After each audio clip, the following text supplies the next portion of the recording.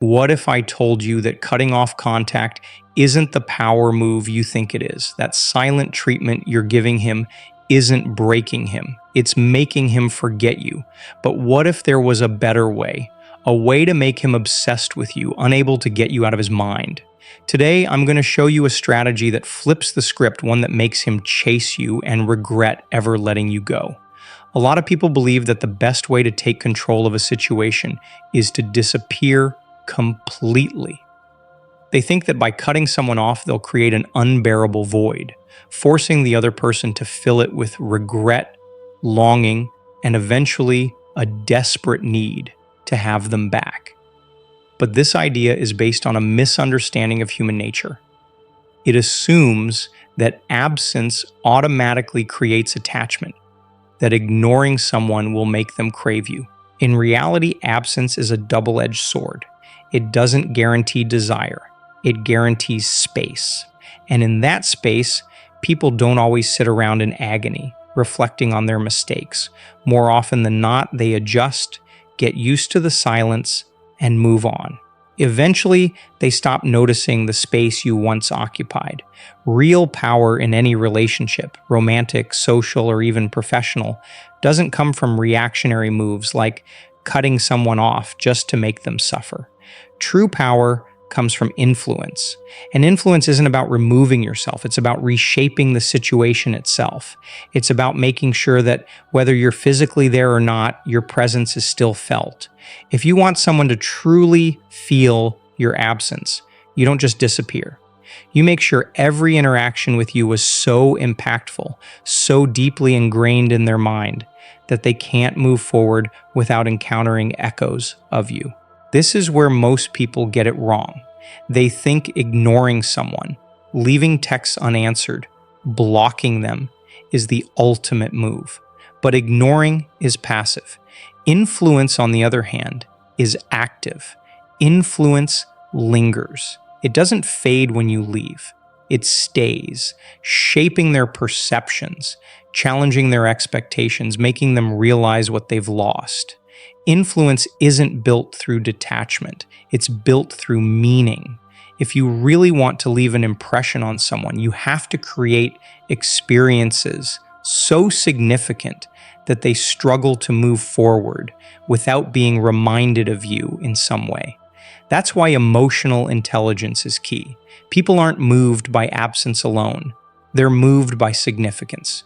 If you disappear from someone's life but left no real impact, your absence is nothing more than a minor inconvenience. But if you leave behind something irreplaceable, a certain way of thinking, a sense of security, a unique kind of connection, then your absence is felt, it's noticed, and most importantly, it's missed. A lot of people act on impulse in relationships.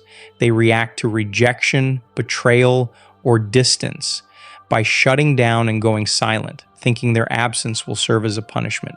But punishment doesn't make people reflect.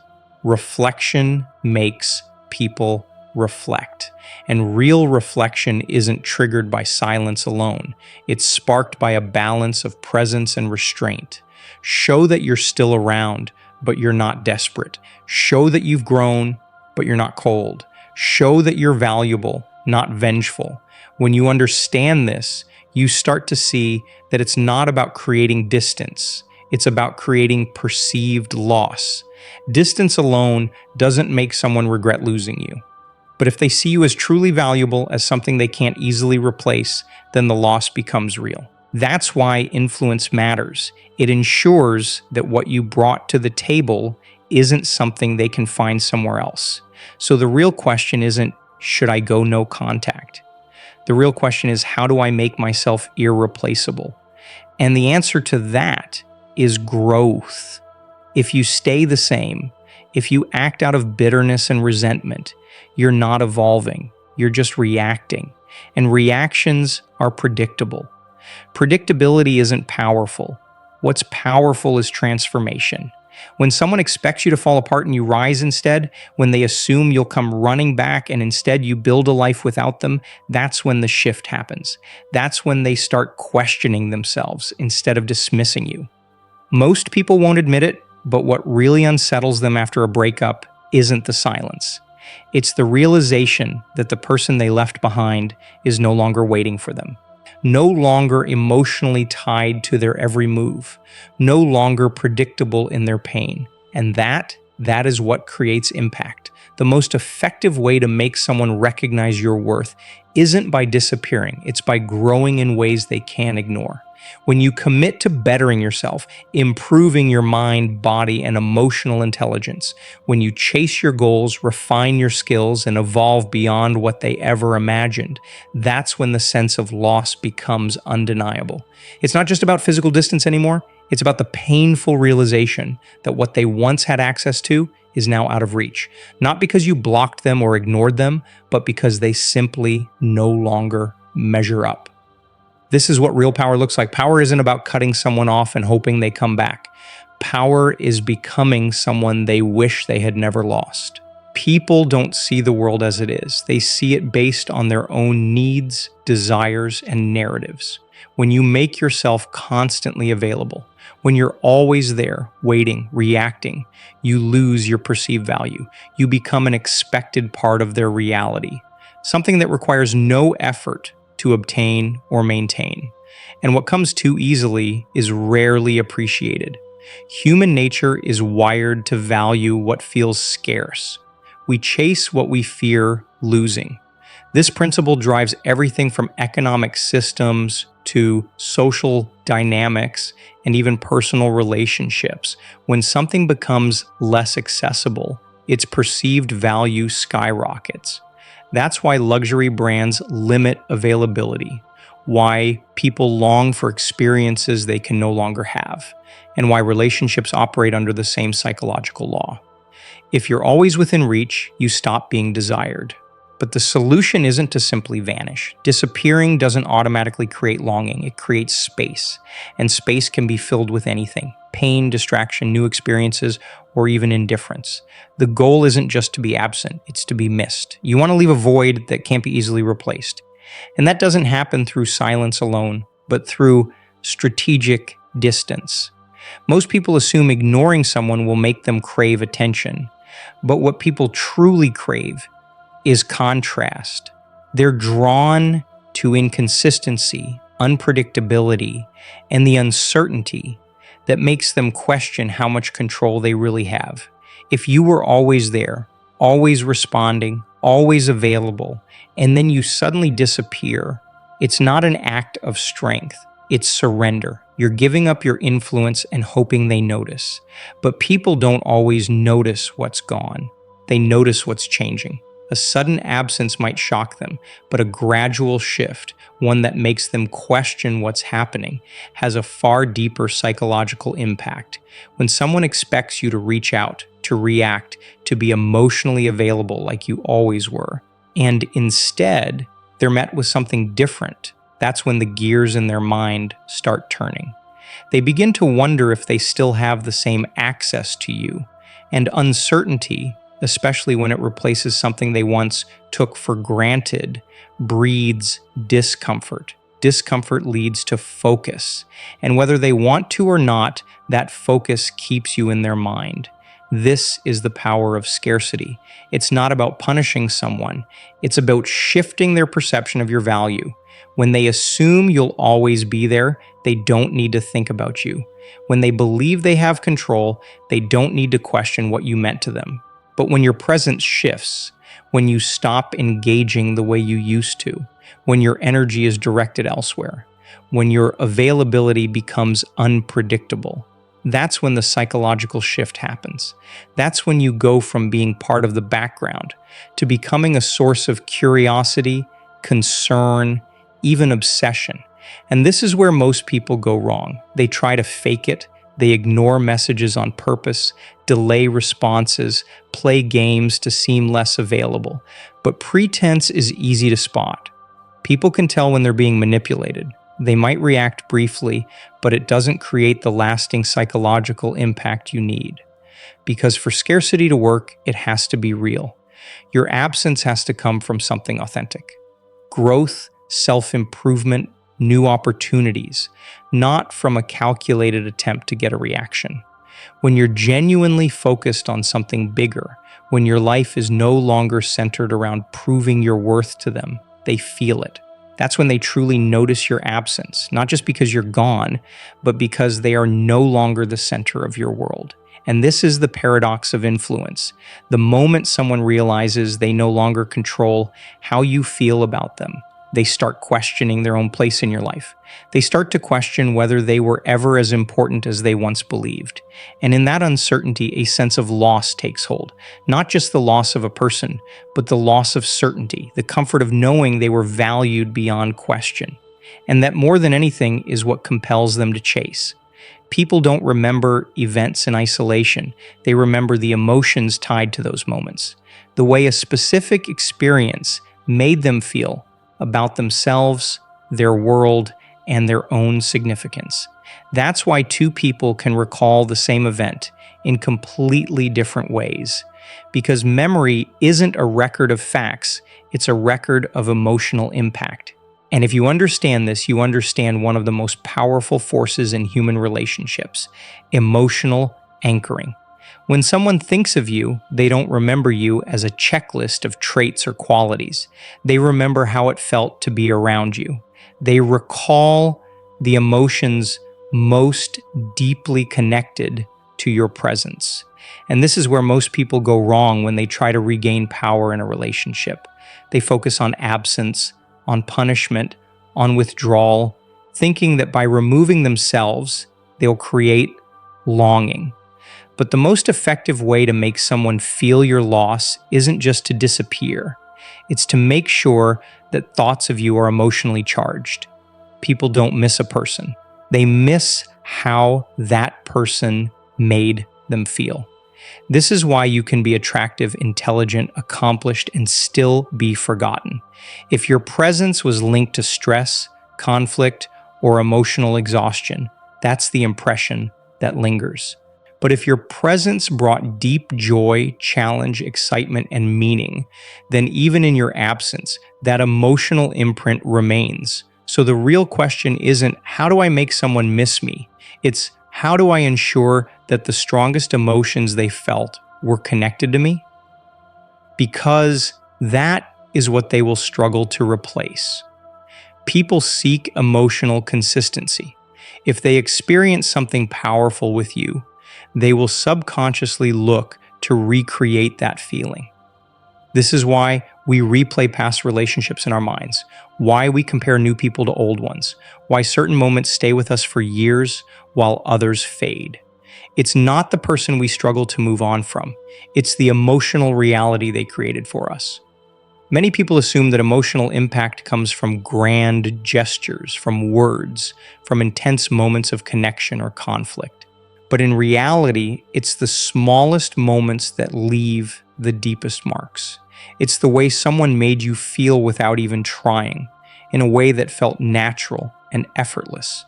A glance at the perfect moment, a laugh that couldn't be contained, a touch that said more than words ever could. These are the things that anchor themselves in memory. These are the things that shape the way a person feels loss. And if you truly want someone to feel your absence, not just notice it, but feel it in a way that unsettles them, it's not enough to pull away. You have to make sure that when they look back, they don't just remember that you were there, but that they remember the depth of what your presence meant. This is why emotional intelligence is the most powerful tool in relationships. If you know how to create moments of emotional significance, you don't need to beg for attention, manipulate, or play games, because you will already be in their mind, woven into their subconscious, part of the fabric of their experience in a way that cannot be undone. When someone feels lighter around you, when they feel more alive, when they associate you with moments of self-discovery, depth, and meaning, that's what makes you unforgettable. Not because you demanded to be remembered, but because your presence was an experience in itself. And the irony is, people only realize this after they've lost it. They might leave thinking they can replace you, that they can find someone new, that time will dull the impact you had. But then they meet someone else, and that person doesn't make them feel seen in the same way. They don't feel as challenged, as deeply understood, as emotionally engaged. And suddenly, they realize that what they had wasn't just a person. It was an experience they can no longer access. This is the essence of emotional anchoring. It's not about controlling someone. It's about being the one they measure everything else against. And when you achieve that, your absence doesn't just create space. It creates a void that cannot be filled. People are drawn to growth.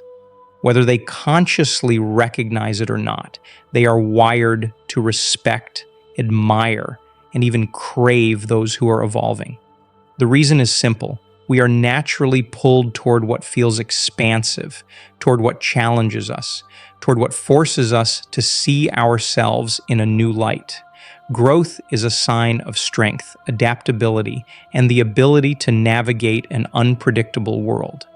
And few things are more psychologically unsettling than realizing that someone you once had access to is now operating on a higher level, one you may no longer qualify for. This is where most people go wrong after a breakup, rejection, or betrayal. They fixate on what was lost, spiraling into self-doubt, questioning their worth, replaying every moment, wondering what they could have done differently to change the outcome. And in doing so, they remain stuck.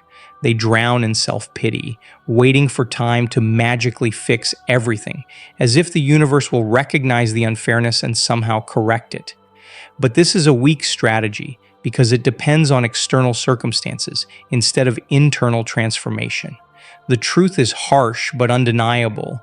People don't miss what they left behind. They miss what they can no longer have. And if you stay the same, frozen in place, trapped in nostalgia, you confirm that walking away from you wasn't a mistake. It was a logical decision. Because why would anyone regret leaving something that never changed? The only way to shift the dynamic is through undeniable, visible, and relentless self-improvement. Not as a performance to impress them, not as a trick to win them back, but because you refuse to be defined by what happened. Because the most powerful response to rejection isn't pleading, explaining, or waiting. It's becoming someone they never saw coming. When someone sees that you've leveled up mentally, physically, and emotionally, it disrupts their perception. It forces them to question what they thought they knew about you. They may have walked away assuming you'd crumble, that you'd remain stagnant, that you'd always be an option. But when they see you rising, evolving, becoming more, they are confronted with a difficult realization. And nothing lingers in the human mind quite like the feeling of having underestimated the worth of something they discarded. This is why self-improvement isn't just a cliche, it's a psychological strategy. It plays directly into how people evaluate their past choices. When they see you thriving in ways they never anticipated, when they watch you step into a version of yourself that commands respect, admiration, and even desire from others, they are forced to face the reality that leaving you didn't weaken you, it set you free. Most people live on autopilot. They repeat the same habits, follow the same routines, cycle through the same emotional patterns. Because of this, they assume everyone else does the same. But when you break that pattern, when you grow in ways that defy expectation, it creates cognitive dissonance. They struggle to reconcile the person they knew with the person you've become. And in that internal conflict, they feel something they never expected, regret. When someone realizes they've misjudged you, it unsettles them in ways they don't expect. They might have assumed you would stay the same, that you would remain emotionally tied to them, that you would always be available. But when they see you evolving, when they see you stepping into a version of yourself that no longer fits the narrative they had about you, they start to question their own decisions. And that questioning is what haunts them. It's not just about you moving on. It's about the fact that they no longer have the same place in your world. People don't fear losing others as much as they fear becoming irrelevant to them. They can handle distance. They can even handle the thought of you being with someone else. But what truly gets to them is the realization that they no longer hold a place of significance in your life. That's what creates regret. That's what makes them look back and wonder if they made a mistake. But here's the part that most people miss. Self-improvement isn't just about proving a point to someone who left. It's about stepping into the best version of yourself for you. When you focus on your growth, when you elevate your mind, your body, your emotional intelligence, you're not just becoming someone they regret losing. You're becoming someone that demands respect from everyone, including yourself. Most people remain stuck in their pain because they wait for closure, for an apology, for some kind of acknowledgement from the person who hurt them. But real closure doesn't come from an apology. It comes from realizing you don't need one. It comes from waking up one day and understanding that the person you were waiting for validation from is no longer someone you seek approval from. That is when you know you've truly grown. The irony is that the moment you reach that place, the moment you genuinely stop caring whether they regret losing you is often the moment they do. Not because of some cosmic coincidence, but because your energy shifts. When you are no longer emotionally tied to them, when your attention is no longer fixated on proving your worth, you become scarce in a way that is real. And that scarcity is what makes them notice. People don't chase what is easily accessible. They chase what feels just out of reach. It's a psychological principle rooted in human nature. When something becomes less available, its perceived value increases. This is why people suddenly want what they once took for granted. It's not that they didn't see your value before, it's that they assumed it would always be there. But what happens when they see you thriving without them? What happens when they realize that the version of you they knew no longer exists? That's when the shift occurs. They don't just miss you, they miss the chance to be part of the new life you've built. And that is a very different kind of longing. The mistake people make when they try to make someone regret losing them is that they focus on external validation. They want to be seen. They want the other person to acknowledge their growth. They want a reaction. But when you truly level up, when your evolution is real, you're not looking over your shoulder to see if they're watching. You're too busy building a life that excites you. And that's the real power. When your growth is no longer about proving a point, when it's no longer about getting a reaction, but about genuinely becoming the best version of yourself, that's when everything changes. That's when you stop needing closure, stop needing validation, stop needing anything from the person who left. Because by then, you will have outgrown them in ways they never saw coming. And that is when they feel it the most. Not just your absence, but the loss of the person they once knew. The realization that you are no longer someone they can access, that you have stepped into a version of yourself they no longer have a claim to, that is what lingers in their mind. That is what makes them wonder if they made the wrong choice. But by then, it won't matter, because you won't be waiting for them to figure it out. You will have already moved on to something greater. And that is the best kind of revenge. Not bitterness, not spite, not games, but simply outgrowing the version of yourself they once thought they could walk away from. When you reach a point where you have fully stepped into your growth, something powerful happens. You stop looking back. You no longer measure your progress by whether or not they notice. You no longer seek validation in their regret. Instead, your focus shifts entirely toward yourself, your goals, and the life you are building. And that's where real transformation happens. Most people go through life repeating the same emotional patterns, living within the same comfort zones, clinging to the familiar, even when it no longer serves them. They seek closure from the outside when, in reality, closure has always been something internal. It is not something someone gives you. It is something you create for yourself. And the moment you understand this, you reclaim all of your power. Because here's the truth. When someone leaves, rejects, or betrays you, it is easy to get caught up in the illusion that their absence is a reflection of your worth, but it never is. Someone choosing to walk away says more about them than it does about you.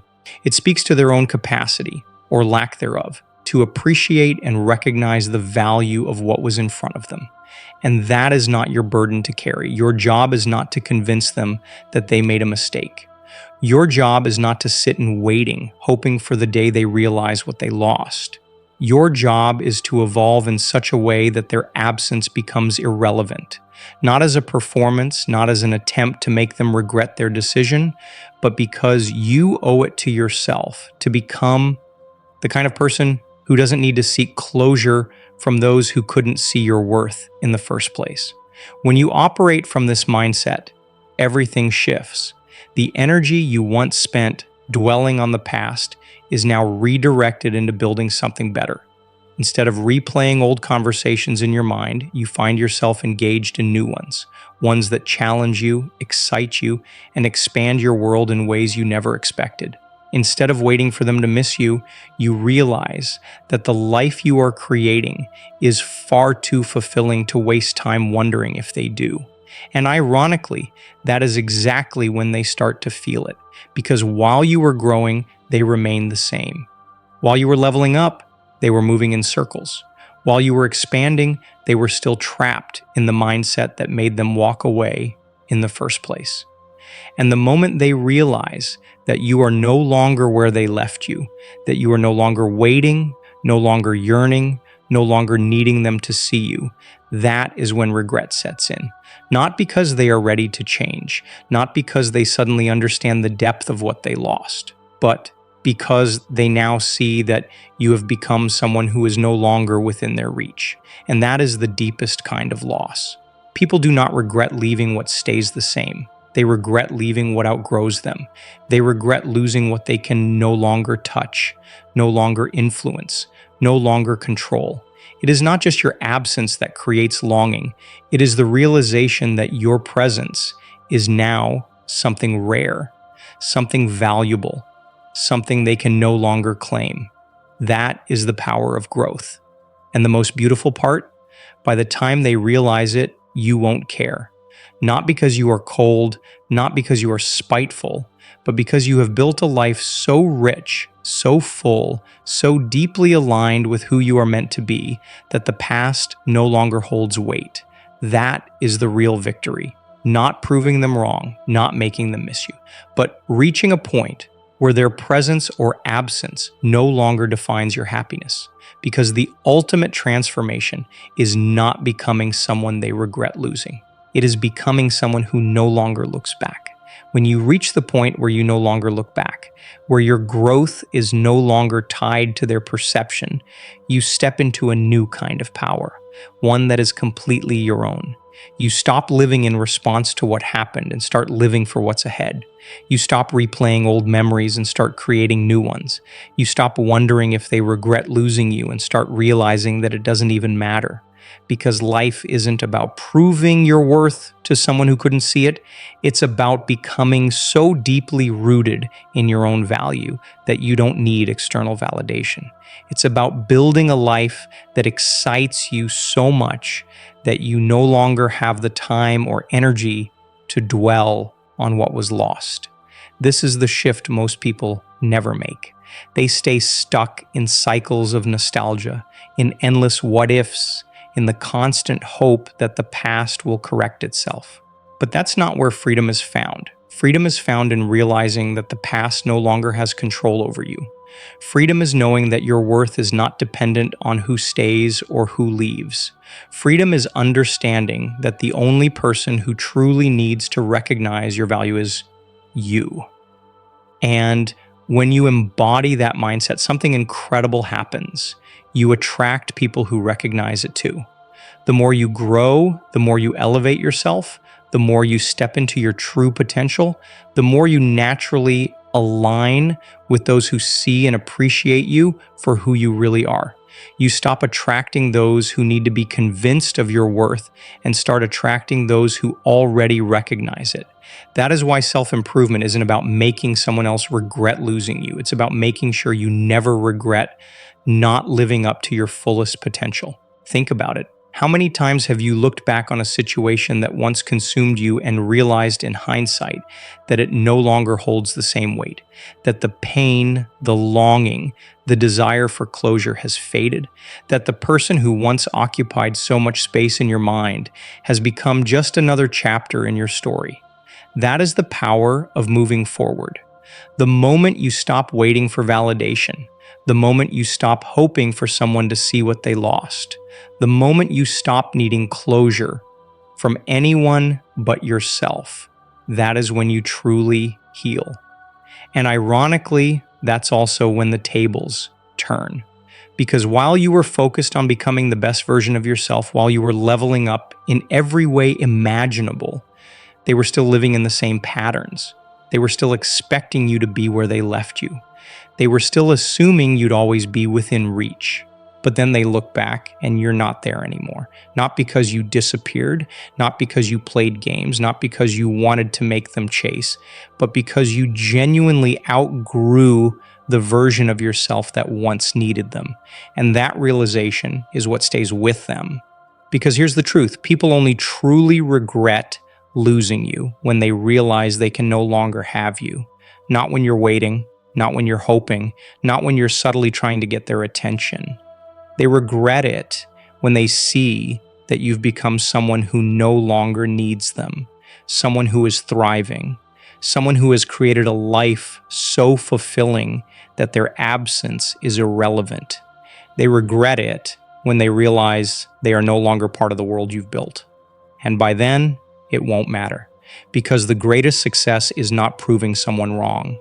It's not making them wish they had stayed. It's not even getting an apology or seeing their regret. The greatest success is reaching a point where none of that even crosses your mind. It's waking up every day genuinely excited for your life. It's finding joy in your growth. It's knowing that you are enough, with or without the recognition of those who once took you for granted. That is what real self-improvement is about. Not revenge, not validation, not making someone feel what you once felt. It's about making sure that no matter what happens, you are always moving forward. Because at the end of the day, the best thing you can ever do is not to make them regret losing you, but to make sure you never regret losing yourself.